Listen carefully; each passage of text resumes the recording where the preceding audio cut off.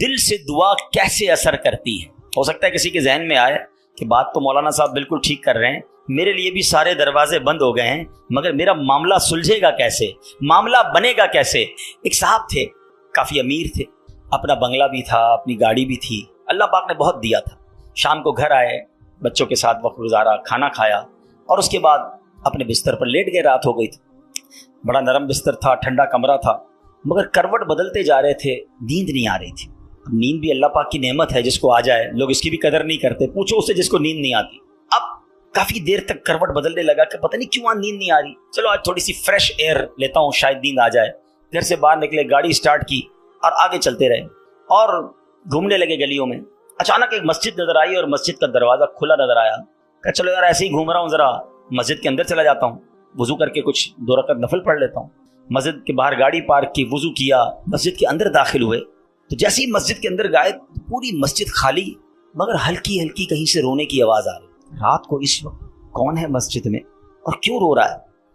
تو دیکھا کہ ایک کونے میں ایک غریب آدمی اللہ کی بارگاہ میں ہاتھ اٹھائے رو رہا ہے اور روتے روتے اللہ کی بارگاہ میں عرض کر رہا ہے کہ اے اللہ, میری بیٹی بیمار ہے, ڈاکٹر نے آپریشن کا کہا ہے, مجھ غریب کے پاس پیسے نہیں ہیں, کہاں سے لاؤں؟ اے رب کریم, تو ہی اسباب بنانے والا ہے, مجھ غریب کی حالت زار پر رحم فرما. اس امیر شخص کو سمجھ آ گیا مجھے نیند کیوں نہیں آ رہی تھی, مجھے کہیں بھیجا گیا ہے, میں ڈھونڈتے ڈھونڈتے اسی کے لیے آیا ہوں. اللہ اکبر. وہ غریب کے پاس گیا, جیب میں جتنی رقم تھی نکال کر اس کے پیش کر دی کہ بھائی یہ لے لو, اور میرا یہ کارڈ بھی رکھ لو, کبھی بھی ضرورت پڑے تو مجھ سے بات کر لینا. اس غریب شخص بھی کیسا خوددار تھا, اس نے کارڈ واپس دیا کہ مجھے ایڈریس کی ضرورت نہیں ہے, میرے پاس ایک ایڈریس موجود ہے. تو کون سا ایڈریس موجود ہے؟ بولو یہ ایڈریس ہے نا, اللہ کی بارگاہ میں آیا, اس نے تمہیں بھیج دیا, جب دوبارہ ضرورت پڑے گی تو بھی اسی کی بارگاہ میں آ جاؤں گا. سارے دروازے بند ہو جائیں, میرے کریم کا دروازہ کھلا ہوتا ہے. ہمارا پرابلم ہے, ہم جاتے ہی نہیں اس کے پاس. اچھا اپنا ایک چھوٹا سا ٹیسٹ لے لو نا, تاکہ اندازہ ہو جائے گا آپ کو. کبھی بھی آپ کو بیماری ہو, پیٹ میں درد ہو, سر میں درد ہو, پاؤں میں درد ہو, چوٹ لگ جائے, پہلے کون یاد آتا ہے؟ ڈاکٹر. ڈاکٹر کے پاس چلو, یار بڑا درد ہے, کسی کو معلوم کرو کیسے علاج ہوگا, دوائی. میں نہیں کہتا ڈاکٹر کے پاس نہیں جانا چاہیے, لیکن پہلے ہمیں اللہ یاد آنا چاہیے. اے اللہ تو شفا دینے والا ہے, کرم کر دے مالک. کاروبار میں نقصان ہوا, فیملی میں پرابلم ہوا, واٹ ایور پرابلم, سب سے پہلے ہمیں دنیا والے, سورس, وکیل, پولیس, یہ یاد آتے ہیں. ہونا یہ چاہیے کہ ہمیں خالق کے اسباب کی یہ طرف لو لگانی چاہیے, پہلے اللہ کریم کو پکارنا چاہیے. اسباب اختیار کرنا منع نہیں, مگر اسباب کے چکر میں, اس دنیا کے چکر میں ہم بھول گئے اسے کہ جو حل کرنے والا ہے, جو مشکلیں دور کرنے والا ہے, جو اولاد دینے والا ہے, جو مصیبت ٹالنے والا ہے, اس کی طرف جاتے ہی نہیں. پورا دن دفتروں کے دھکے کھاتے ہیں, مگر 2 رکعت پڑھ کر اس کی بارگاہ میں سر نہیں جھکاتے. دیکھو اللہ کیسے کام بناتا ہے کہ غمگین دل سے, دکھے دل سے, بے قراری کے ساتھ اور پھر توجہ کے ساتھ جب بارگاہ الہی میں دعا کی جاتی ہے نا, تو بڑی بڑی مشکلیں ٹل جایا کرتی, بڑے بڑے مسئلے حل ہو جایا کرتے ہیں. سبحان اللہ سبحان اللہ. قرآن پاک کی ایک سورت ہے سورہ انبیاء.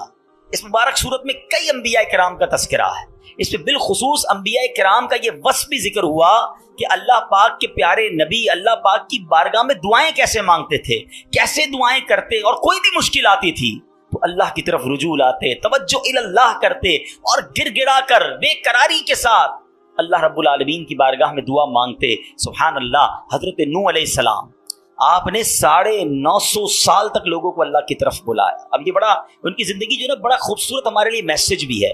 950 سال میں آپ کو پتہ کتنے لوگ ایمان لائے؟ کم و بیش 80 لوگ ایمان لائے. کدھر 950 سال اور صرف 80 لوگ ایمان لائے. اس میں بڑا درس ہے ہم سب کے لیے کہ اللہ کے نیک بندوں کو بعض اوقات اچھے کاموں میں تکلیف آتی ہے, ہمت نہیں ہارنی ہوتی. ہم تھوڑا سا کوئی نیکی کا کام کریں, کوئی ساتھ نہ دے, بندہ کہتا ہے میں تو کچھ نہیں کرتا, نیکی کا زمانہ نہیں ہے بھائی, میں تو اللہ کے لیے کر رہا تھا, کوئی ساتھ ہی نہیں دے رہا, فلاں نے تو دل توڑ دیا, فلاں نے ساتھ نہیں دیا. ارے اللہ کے بندو, یہی تو امتحان ہے. آپ استقامت, آپ کا کام کرنا ہے. تعداد کو نہ دیکھیں, اللہ کی رضا کو دیکھیں. 950 سال میں لوگوں نے بات نہیں مانی. پھر آپ نے اللہ کی بارگاہ میں جب دعا کی کہ لوگ حضرت نوح علیہ السلام پر تشدد بھی کرتے, برا بھلا بھی کہتے تھے. ایک تو تھا ایمان بھی نہیں لا رہے تھے, اور پھر مارتے بھی تھے, تکلیف بھی دیتے تھے. اللہ تبارک و تعالیٰ کی بارگاہ میں جب دعا کی نا, تو اللہ نے قرآن میں فرمایا فاستجبنا له فنجيناه واهله من الكرب العظیم.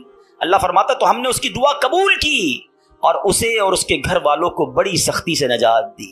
اللہ سے دعا مانگی، باقی قوم کے لیے طوفان آیا اور وہ قوم اس طوفان میں غرق ہو گئی. اللہ نے بڑی تکلیف سے حضرت نوح کو نجات دی. کیوں؟ آپ نے دعا مانگی، آپ نے اللہ سے بات کی. حضرت نوح علیہ الصلوۃ والسلام کی اس دعا کے نتیجے میں کفار پر کیسا سیلاب آیا کہ سب برباد ہو گئے. اسی طرح حضرت ایوب علیہ السلام پر آزمائش آئی تھی نا، آپ پر طرح طرح کی بیماریاں بھی تھیں، آپ کے بچے بھی دنیا سے چلے گئے، آپ کا کاروبار، آپ کا مال سب برباد ہو گیا. اللہ اکبر. آپ نے اللہ کو کیسے پکارا، اور یہ دعائیں کتنی مقبول ہیں کہ قرآن میں موجود ہیں. بلکہ اس کو تو یاد کر لو، کیا ترجمہ ہے، آنسو آ جائیں گے آپ کی آنکھ میں.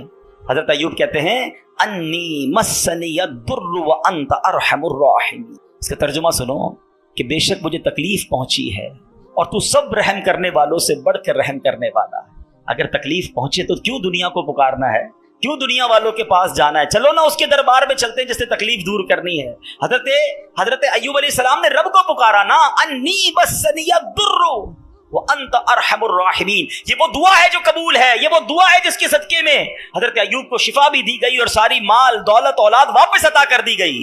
اگر آپ بھی کسی پریشانی میں ہیں، آپ بیماری میں ہیں، آپ قرضے میں ہیں، آپ مصیبت میں ہیں، آؤ نا رب سے حضرت ایوب کے انداز میں دعا مانگتے ہیں نا. اچھا یہ دعا اللہ نے ہمیں سکھانے کے لیے تو قرآن میں عطا فرما دی نا کہ میرے بندو میرے دربار میں مانگنا ہے تو یوں ہی مانگ لو جیسے میرے نبی نے مانگا ہے. اللہ اکبر. علماء کہتے ہیں یہ بڑی دلاسا دینے والی دعا ہے، یہ بڑی مشکلوں کو ٹالنے والی دعا ہے، یہ تکلیفوں میں کام آنے والی دعا ہے. ترجمہ تو دیکھو نا، یعنی اللہ کے سامنے اپنا مسئلہ پیش کر دیا آپ نے کہ بے شک مجھے تکلیف پہنچی ہے اور تو سب رحم کرنے والوں سے بڑھ کر رحم کرنے والا.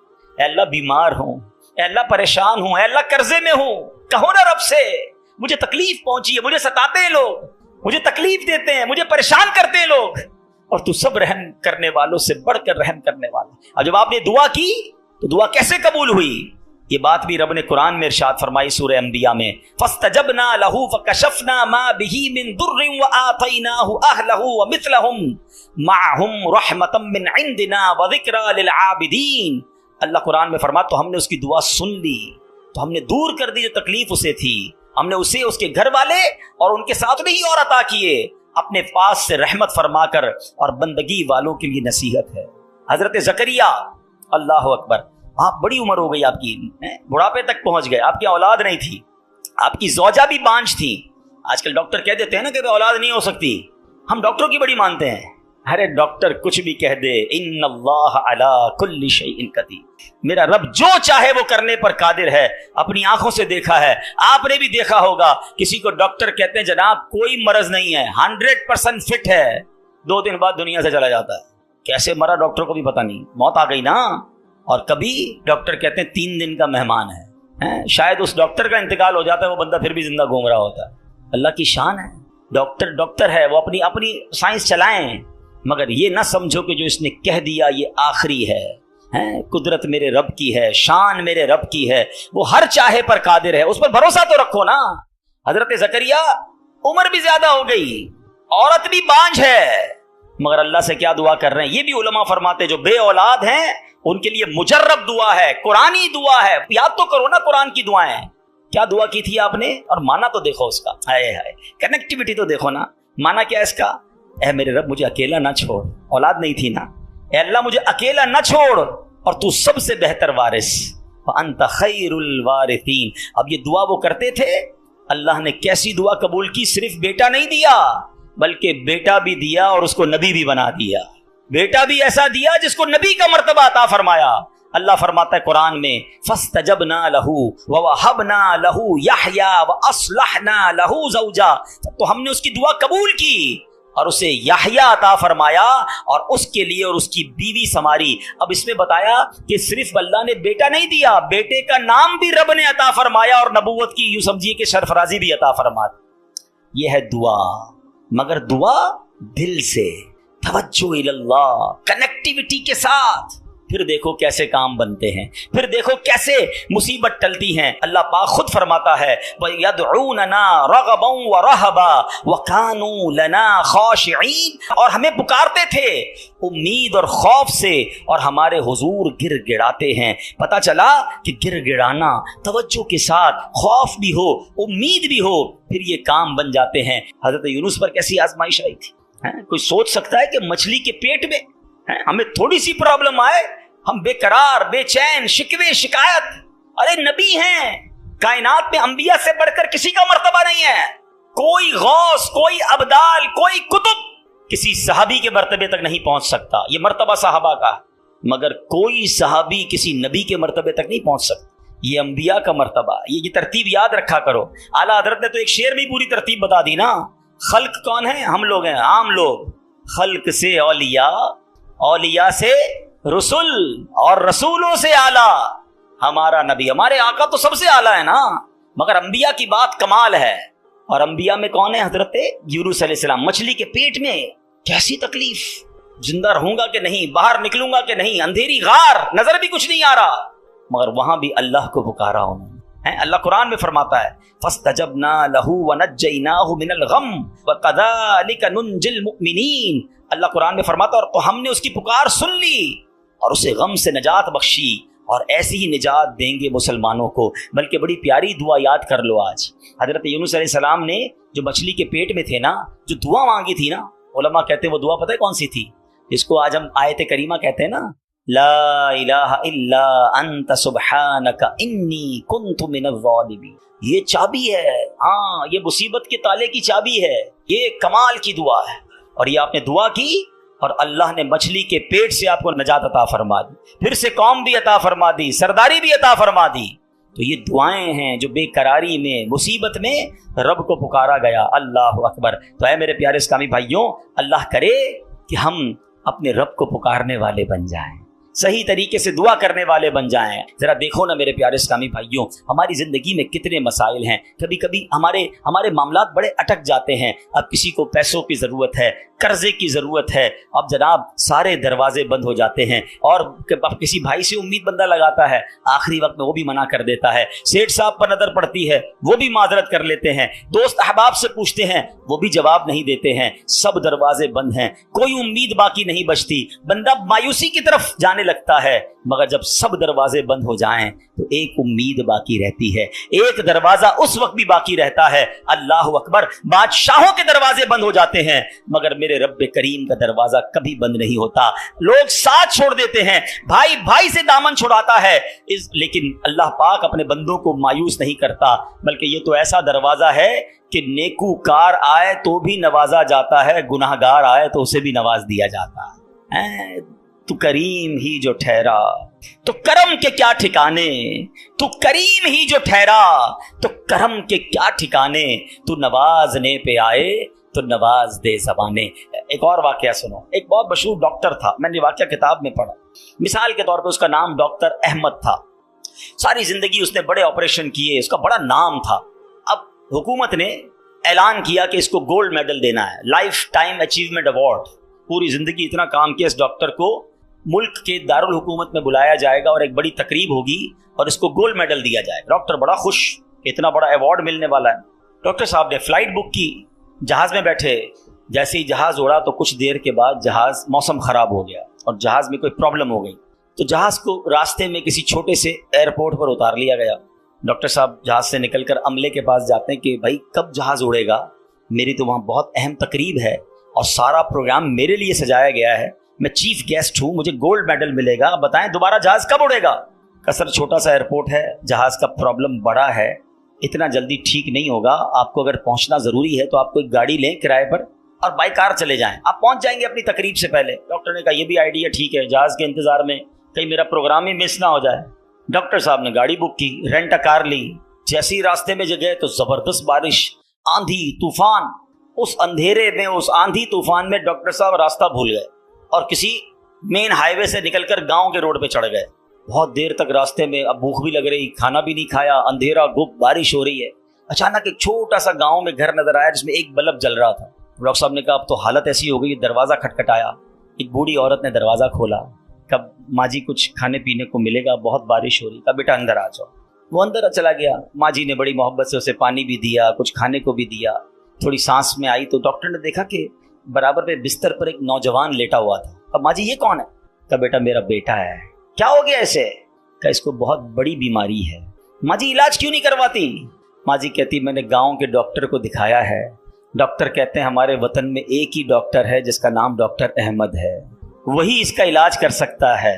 मगर बेटा मैं गरीब माँ हूँ, मैं अपने बेटे को कहाँ से डॉक्टर अहमद के पास ले जाऊँ? ना पैसे हैं न किराया है। बस रोज़ अल्लाह से दुआ करती हूँ, अल्लाह तू कारसाज है, मेरे बेटे को शिफा दे दे या डॉक्टर अहमद के पास पहुँचा दे।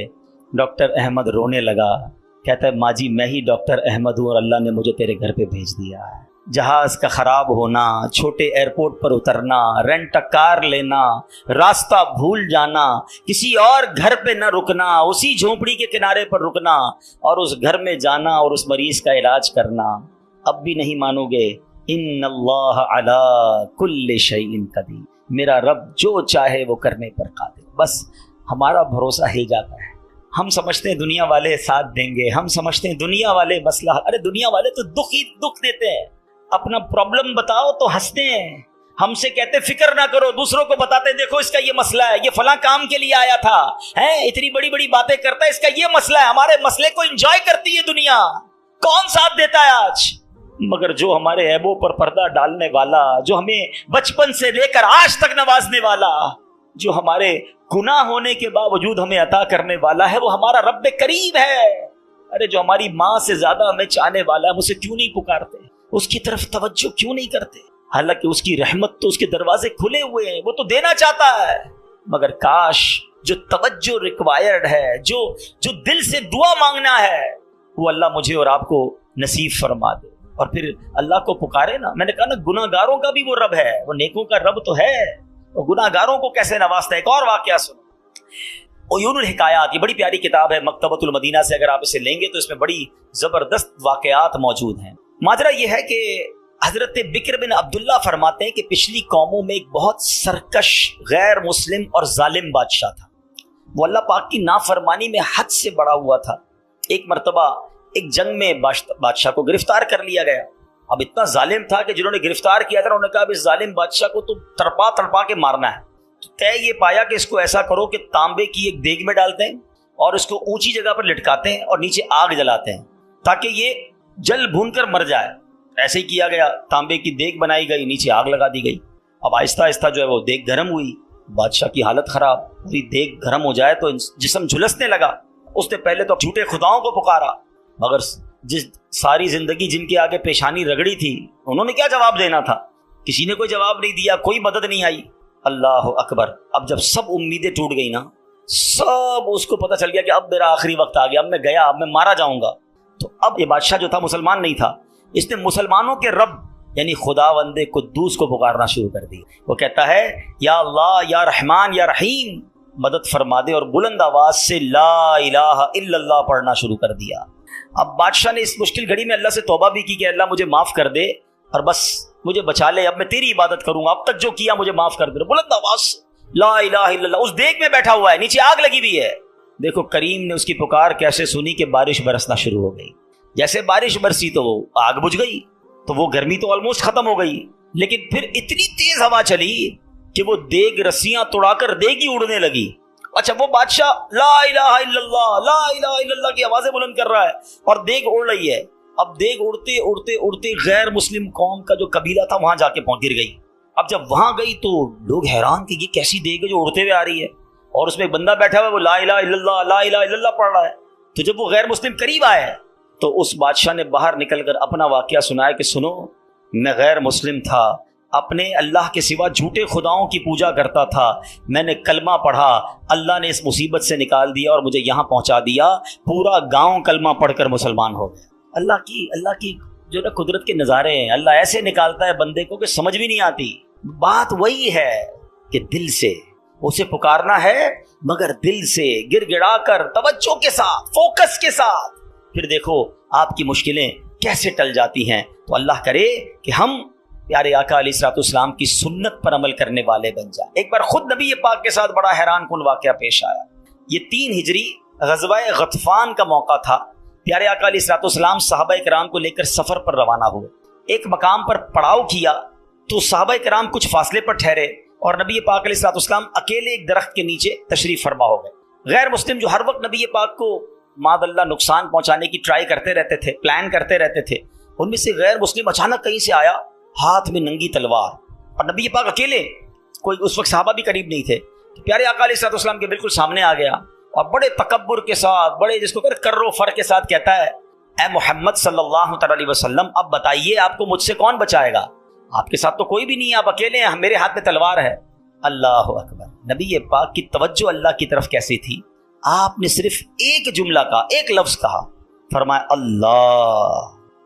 کیا نام ہے، دل کو کیسا سکون نصیب ہوتا ہے. میں اسے پکار رہا ہوں جو میرا خالق ہے، جو میرا مالک ہے، جو میرا پروردگار. پکارا کرو.